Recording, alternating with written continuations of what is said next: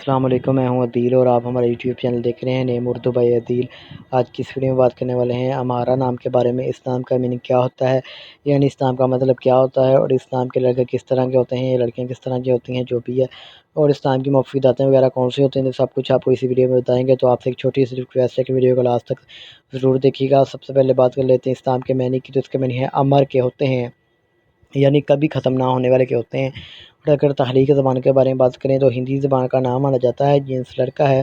اور اگر ہم اسلام کے مذاہب کی بات کریں تو یہ ہندو مذاہب سے نام تعلق رکھتا ہے۔ اور اگر ہم اسلام کے حامل نمبر کی بات کریں تو 2، 7 اور 9 شامل ہوتا ہے۔ اگر ہم اسلام کے بہترین وقت کے بارے میں بات کریں تو 7 AM سے لے کر 9 AM تک ان کا بہترین وقت مانا جاتا ہے۔ اور اگر ہم اسلام کے مفید دن کی بات کریں تو منگل اور جمعرات شامل ہوتا ہے۔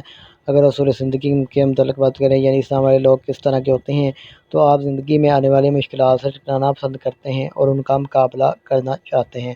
اور اگر ہم اسلام کے سیارے کی بات کریں تو مریخ سیارے میں شامل ہوتی ہے۔ اور اگر ہم اسلام کی مفید دانتوں کی بات کریں تو دانتوں میں تانبا اور لوہا شامل ہے۔ اگر ہم اسلام کے مفید رنگ کی بات کریں تو سرخ بنفشی رنگ شامل ہوتا ہے۔